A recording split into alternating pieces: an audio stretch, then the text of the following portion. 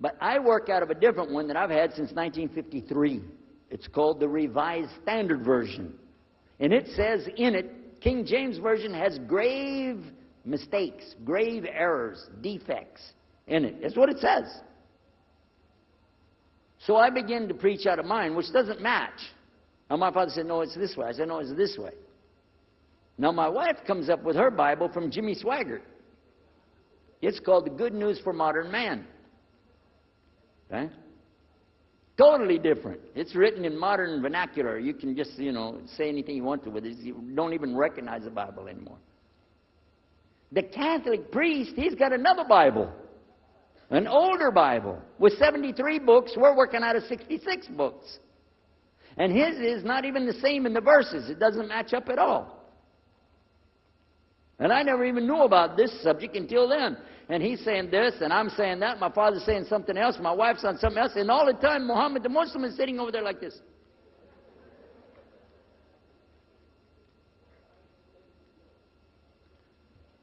So we asked him.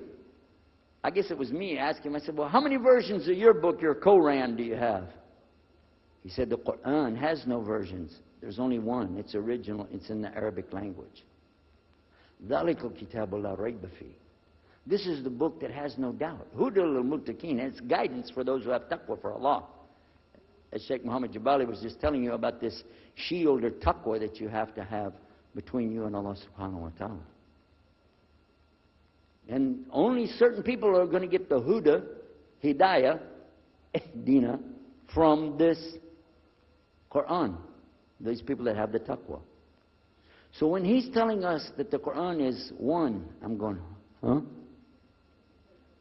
And it's in the original language, we still have it. You know what I was thinking? He's lying. I was sure he was lying because he could see the problem we were having, and he just sat back and made that up. But I don't know Arabic at that stage, so I don't know what to say. Maybe, I don't know. And he left it at that. He didn't try to preach. But it put a big doubt in my mind now about, we got all these books, he's got one, and la rayba fi, no doubt in it. So another time, we had another discussion that came up. Now this time, I went to the other preacher who had the cross.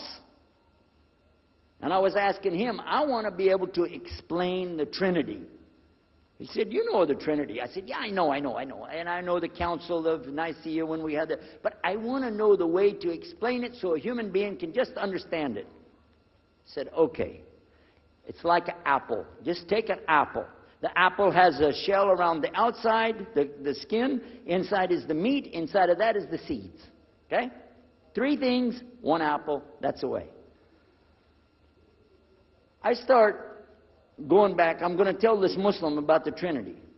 But on the way, I remember his arguing with me, his way of debating with me. I said, no, he's going to tear me apart. As soon as I say seeds, he's going to say there's more than one.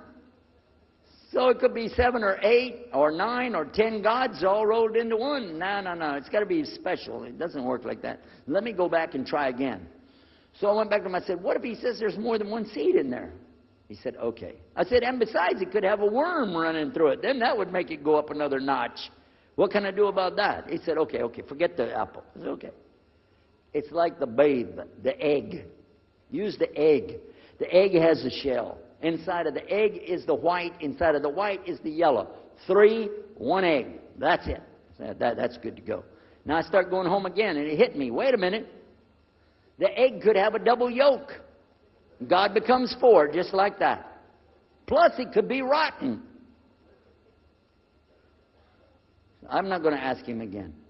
So at the market one day, I saw a man, and I was talking to him because I was listening to some things that Muhammad had told us about the belief in Islam, Allah is one. And so I was telling this guy, I got some doubts about the Trinity. He said, you a preacher, you have doubts? I said, yeah, it doesn't make any sense. It doesn't make any sense. How could 3 be 1? He said, okay, look. You see me? I'm one man. I said, yeah. He said, my wife? Yeah. It's one person. Yeah. See my son? Yeah. 3. 1. One family. It's the family of God. Use that. I said, there you go. The family of God. You don't get very far on that one, and you realize right away they could have another kid just like that. But worse, they could get a divorce. You want a God that can get a divorce? Huh? In Texas, if you get a divorce, your wife gets the cars, house, your retirement check, your 501, your Keogh plan. She's going to get your computer and even your email. You got nothing left. And I don't want a God that can have a worm in it. I don't want a God that can be rotten, and I don't want a God that can get a divorce. I want to explain this Trinity the right way. Sure enough, the subject came up, Trinity. There we are. Now here's the priest trying to talk about the Trinity is like an apple. I'm going, go there. And then the egg, don't worry about it. The family of God, forget about it. I know what's going to happen. So we ask Muhammad, we say, okay, what do you say about God? What do you think he said? أعوذ بالله من الشيطان الرجيم بسم الله الرحمن الرحيم قل هو الله أحد الله الصمد لم يلد ولم يولد ولم يكن له كفوا أحد. And he explained it something like this.